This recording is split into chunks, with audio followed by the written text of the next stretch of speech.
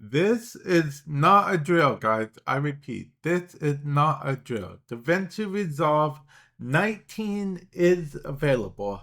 The version of DaVinci Resolve 19 free version should also be available. I just have the studio version, so I'm going to download this. Now, if you want to check for your version of DaVinci Resolve, just go over to, I think you just click on DaVinci Resolve here. I'm on Windows right now. And then you check for updates. And then it should show that the update is available. Then just click download. If it doesn't, then the update should appear to you in the next few days or whatnot. I'm not sure if it's roll out in patches or all at once type thing. Once again, to see if you guys have the update, click on DaVinci Resolve next to File and then hit check for update and see if you guys have the update. What case scenario you guys don't, and it should be rolling out to you somewhat soon. And with DaVinci Resolve 19, we get stuff such as replay live production, text-based timeline editing, move or delete text to edit and insert subtitles via transcriptions, IntelliTrack AI tracking, which, more accurate tracking, of course, better color grading, noise reduction. It looks like noise reduction improving using the AI neural engine, AI audio panning to video, and advanced photometric rendering. Now, when you first start, or rather first open DaVinci Resolve 19, it may say this: optimize DaVinci neural engines. There are one or more new DaVinci neural engines that need to be optimized for optimal performance on NVIDIA GPUs. This process might take several minutes. I'm going to optimize because I do not know what will happen if I don't, and I'd rather be safe than sorry. Okay, it took about, I would say about maybe 10, 15-ish minutes for that whole updating / installing the neural engine thing to happen. And then in order to open this file, it told me I needed to update the file, but doing so would make it so it wouldn't work with any older versions of DaVinci Resolve. So be warned about that. Now, I'm going to go over a few things to do with audio because that's the thing I'm most excited about. But keep in mind, I do not know how much of this is available on the free version since this is the studio version. Okay, audio. Okay, here we go. We have more than before. We have dialogue leveler, we have dialogue separator. We can separate the voice from the actual voice from the sound now. So that is pretty awesome. We can mute the voice while keeping the sound, all that jazz. It does it using AI. We can also have control, like bass and voice and all that stuff, remix the music, and yeah, it's actually pretty brilliant all we can do here. And let's look at, well, it looked like super scale is a thing now. Is that a we can enhance. That's actually, that could be pretty cool. Like let's go ahead and use this image. I'm not sure how well it will work for us since this isn't like an old time image or anything. But we're gonna try anyway. Let's do super scale. Let's enhance it times 4. We want the quality level to be ultra.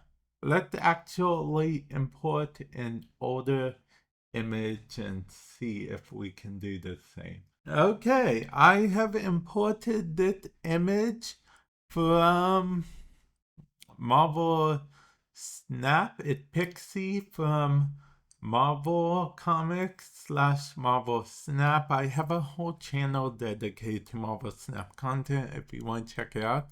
But anyway, this image, as you can see, did not mean to do that. As you can see, the bigger we make it, we're gonna go into detail there, and we see it's lost quite a lot of quality, okay, from the image. So what we are going to do is, of course, make it a little bit, put it back to its regular size, but I think you can see it's still not the best quality. So we're going to turn on super scale, okay? Super scale does its normal enhance thing, that's fine. Enhance with RTX. Now we are going to go to enhance time 4 with RTX and go to ultra. So now we can see off and then time 4 ultra. Okay, let's see if we can get a better view of it zoomed in. Okay, there we go. And now, yeah, see, now you guys are actually seeing, yeah, it fixes it quite a bit. It's like basic. I don't know how many of you guys use Photoshop, but Photoshop does a similar thing when it comes to cleaning up images and stuff. So this presumably also works on video. It is in a video editor, so I mean, we're going to, I guess, double check and make sure that it works on a video as well. Let's go ahead and disable this layer as well. And there we go. Let's see. It actually works quite a bit well on video. Maybe a little too well on video. Oh, I mean, that video was already good, but yeah, it works. Let's try something which may be a little bit lower quality. Yeah, let's try something which may be a little bit lower quality. And that this 2 hours later thing right here. Okay, so let's go to super scale. Okay, super scale already. It's doing something. We will try this. Now it looks like you do need to have at least an RTX graphic card to get the best out of it, but this regular doesn't look like you necessarily need an RTX for this one. But if we want to go to like the top of the top, we will need it. Okay, now let's try to look at that off and on. Okay, yes. Yes, I know there's a difference, and just to show you guys, I'm going to zoom in once again, and then we will on, off. Okay. May not look like it, but I'm positive it's getting rid of. Yeah, you can see like right here if you look closely. Let's see if we can't zoom in a little bit more so you guys can see properly. If we do this, it's getting rid of some of those extra artifacts and whatnot. So I can only assume that this is going to, of course, make the render time a little bit more, but pretty cool, right?